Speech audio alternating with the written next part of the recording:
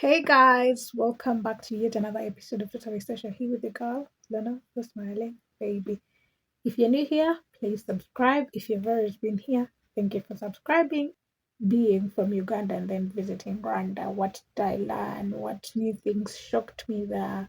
What should someone who is planning a trip to Rwanda know about? Because, yeah, guys, it's not nice to just go when you're green. What language did we use to communicate with the people from Rwanda?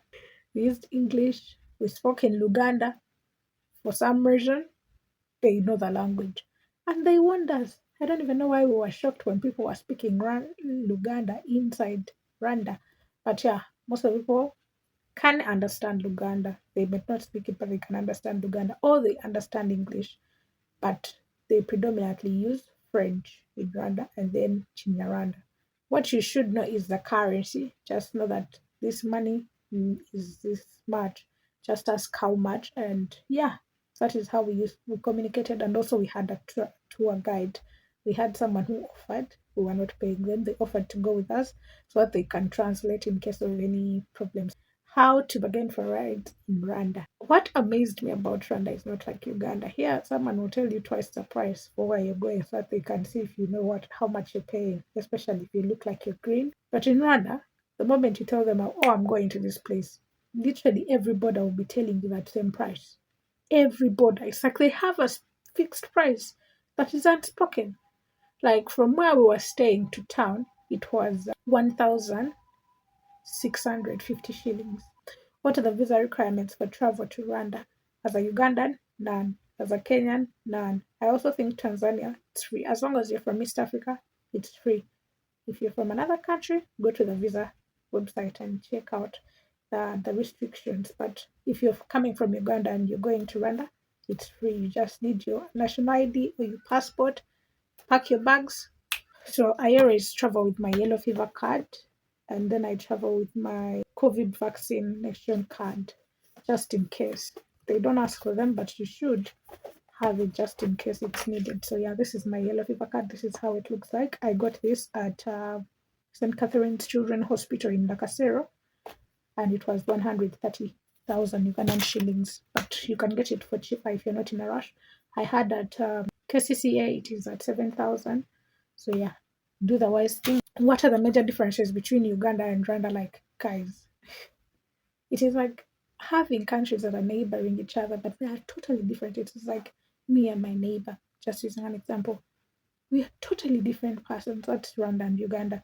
You think they are similar because it's like people, their lives are interconnected in one way or the other because some people come from there, other people come from different places, but it's like you'll be so amazed how different these two countries are.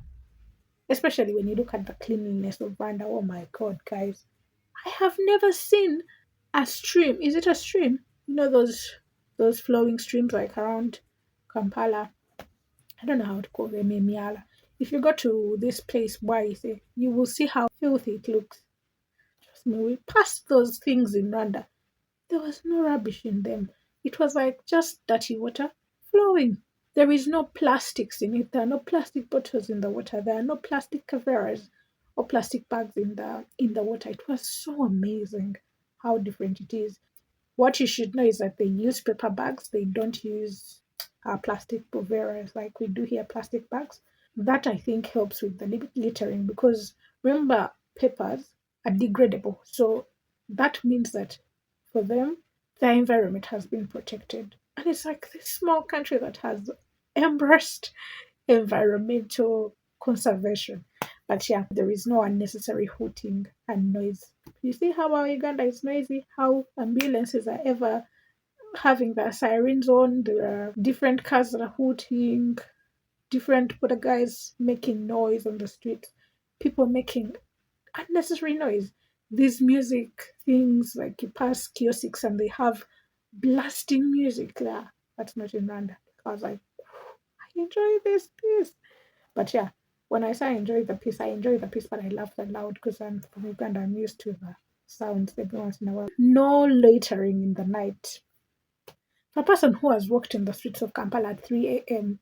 and got home safe without someone telling me, oh, where are you going? The police interfering and saying public nuisance and all that. I was shocked.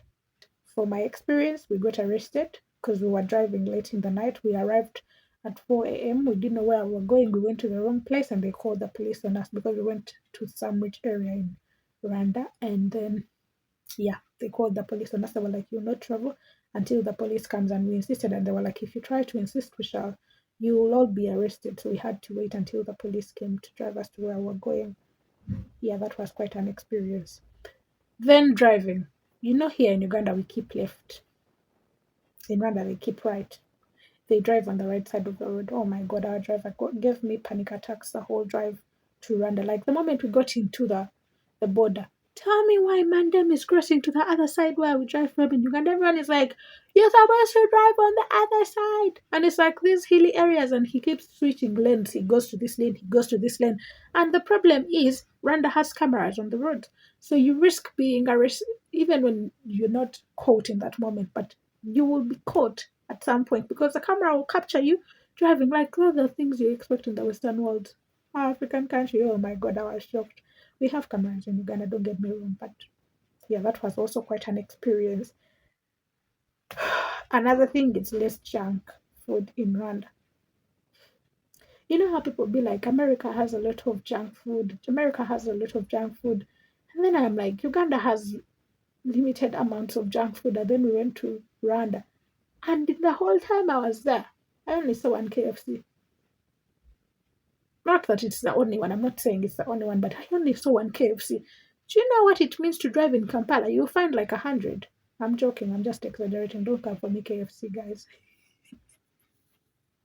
I'm just exaggerating. I love KFC, but it's like it's that thing that I eat every once in a while when I am craving it. So it was a cultural shock to even realize that we talk about how little junk food we have in Uganda, but then you look at Rwanda and they do not have that much exposure to the junk food. Like we talk about, oh, Uganda, we have all the food and all that. But it's like you go there and it's like you're not seeing these fancy restaurants that sell junk everywhere. Uganda, I'll step there. Don't come for me. I'm not coming for your businesses. I'm just saying health comes first. Because you need us to be healthy to come to your restaurant. Jokes. Weather difference. Oh my God. Guys. I had a jacket. Winter jacket. My first winter jacket that I bought. Oh God, I thank God that I even bought that because I would have cried. Tell me why. I could see my breath the whole time I was in Rwanda. Yes, it's foggy outside. Like I can't even see through my window. The degrees, it's 18 degrees and it is foggy. Like you cannot see outside. This is nice. We woke up this one morning and we had 16 degrees, and now people from the west are going to come for me and be like, 16 degrees? That's so warm. I come from Uganda. The coldest I've ever experienced was 16 degrees. And that was like, back then we even had hailstorm for that 16 degrees. It was a shock for me because it's like random weather, like gravitates between 20 and 18. 20 and 18. It's very cold. But then when it gets hot, 27 is your best friend that day. I'm like, a country that gets too cold in the shortest amount of time. You know how to get cold, hot and make someone regret why they came out in their jacket. So, yeah, we showered hot water the whole time I was there, and I hate showering hot water, but I will also shower the hot water if it is there. Girl, them also need special treatment. Then we have a speed limit in Kigali. You know those speed cameras? 60 kilometers per hour. If you drive beyond that and that camera captures you, you're gone. And then we had our lovely driver, used to Uganda. He knows if there is no camera, you drive fast. When you see the camera, you drive slowly. Probably the random people do that too, but it's like I love following rules. Like if they tell me you're driving at 20 kilometers per hour, trust me, I'll be driving at 20 kilometers per hour because me, I fear being caught on the wrong side of the law. I am a coward when it comes to the law. I am a law-abiding citizen because I don't want to be caught on the wrong, and because I know how scared I am to be interrogated and all that, and just feel like I am guilty, and I know I cannot lie my way out of it. So yeah, let me tell you a story, guys.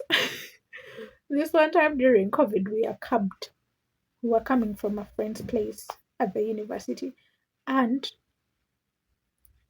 by the time it hit 7, we were on the road. So we hit 7 like this, and then the police patrol guys jump off and they're stopping everyone. And people are running, and me, I can't run because we are two people. I can't run. We are caught in the just amount of time. It's even embarrassing. So when we are caught, they take us onto the patrol car. People are paying money, but we don't have that money. And even if I could get the money, I had the money on the phone, but it's like, I don't want to give a bribe because why am I giving you a bribe? We explained to them we are going home. We're not going anywhere else. They were like, if you don't have money, you stay there. So we stayed, me, my friend, and then some other person. They're like, put down your phone. I said, don't be on your phone. If you're asking for money, why should I put down my phone? Because you might as well tell me, call whoever you can to give you the money. Why are you shouting at me? I'm like, I'm not giving them money. They have already mistreated me. But yeah, that was my experience. That was my first arrest in Uganda. I don't have a record. Don't come for me. Electric bikes and then the stations. Uganda is embracing electric bikes. So before we went to Rwanda, I had never gotten on an electric bike. And then we go there and then we have to get on the electric bike and it's like it does not even make that sound. And you do not realize how your body is used to those vibrations with these fuel buddhas or electric fuel bikes that when you get on an electric bike, you feel your body is at ease. You don't even feel like you're traveling.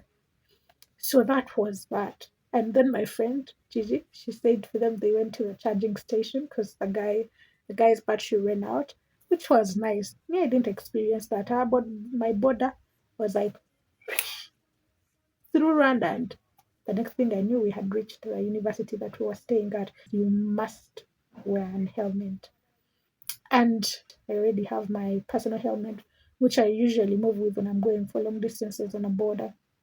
But it's like I have that streak of OCD in me. I was like, "Ah, that helmet's clean, oh my god." And my hair was too much on the head. I had these big crochet braids. And I was like, oh my god, will it fit? It fit. He was like, it must fit. You will make it fit. Oh god. But yeah, you must wear helmets. It's a must in Rwanda. And the electric bikes, they are safe. At least I didn't see any accidents. In Uganda, it's hard for you to travel, to spend the whole day in Kampala and you don't find borders knocking each other. Then the restricted areas to rules. Those are traffic lights. When you're talking about crossing time, so in Rwanda, there is no jaywalking. My friend said that they called the police officer called them, and then he's like, I think he realized they're Ugandans, and then he forgave them. But yeah, that it is a serious crime in Rwanda, you'll be arrested if you do it. I think the one regret I have about going to Rwanda is not going to their bars. I would have wanted to experience what the bar life is or the club life is in Rwanda. So yeah, maybe one time when I have money, I'll be going to Rwanda. And this time round, I'm doing good content. I am shooting in horizontal, not vertical. I feel so disappointed. But yeah, guys, if you enjoyed this video, don't forget to leave a like, subscribe, share this video with your friends.